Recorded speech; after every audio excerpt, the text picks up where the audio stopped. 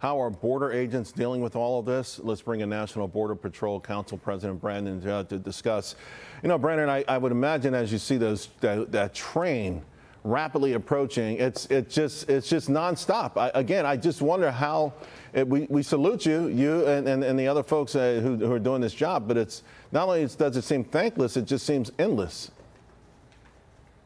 It is endless, and what we're doing is complete insanity. We're not actually protecting our borders. We are deploying. You'll notice right there, you're not seeing any Border Patrol agents out there, and the reason that you're not is because we're all doing administrative work. We're processing, we're transporting, we're doing detention security, we're doing hospital watch. We're doing everything but what we're supposed to be doing, which is protecting the American people out on the front lines. We can't do our jobs because this administration continues to release people. But when you see them lie to the American people, when you see him say that they are turning people back, that is a complete lie, and he knows that, and that's what allows this to continue to happen. He knows darn good and well that we are releasing upwards of 80% of the people that cross our borders illegally. We are rewarding them with the release into the United States. And as long as we continue to do that, these people are going to continue to come. The American people are going to be less safe. Fentanyl is going to flow into our country, and more of our citizens are going to die. It's monstrous what this administration continues to do, especially when he can change it tomorrow. He could stop this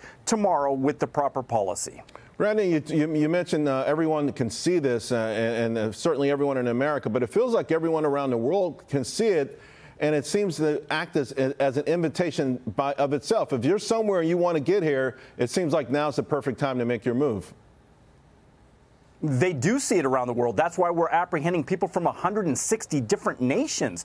That's why we're seeing these cartels that are able to generate a record profit. They're able to go throughout the entire world, not just into Central America, not just into Mexico, not just to Venezuela. They're going throughout the entire world, and they're advertising their services. And people are paying upwards of $50,000 to be smuggled to the United States. These individuals are going into indentured servitude. That doesn't include the sex trafficking that is taking place. It doesn't include the deaths that are happening. If this administration truly cared about life, they would do what is necessary to uphold the rule of law. If we uphold the rule of law, more people will be safe. Right. More people will stop. Less people will die in the rivers. Less people will die in the deserts. Less of our citizens would die of fentanyl if this administration truly cared about people. But because they continue to lie, because they're allowed to lie, that's why we see this chaos existing. I've got just 30 seconds, but you see now political infighting and some Democrats even calling out the White House.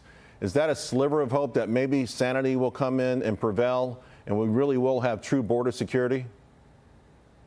It's not until you have the activists pull themselves out, not until this administration stops pandering to the activists that want this open border. Look at the West Wing. Look at what's in DHS. The political appointees in the West Wing, they are open border activists. The political appointees in DHS, they are open border activists. They want this. That's what they know the base wants, and they want to energize their base. They know if they pull back that their base won't go out to vote, so they continue to pander to that base. Well, just as you were talking, we're watching a man navigate the razor wire with a child on his shoulders.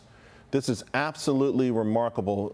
It's just, wow. And of course, the dangers that the young folks and the women face coming up. And just this scene alone, it should galvanize everyone to make sure we protect our borders. Brandon, we always appreciate you, man. Thank you so much. Thank you, Charles. Have a good one. Hey everyone, I'm Emily Campagno. Catch me and my co-hosts Harris Faulkner and Kaylee McEnany on Outnumbered every weekday at 12 p.m. Eastern, or set your DVR. Also, don't forget to subscribe to the Fox News YouTube page for daily highlights.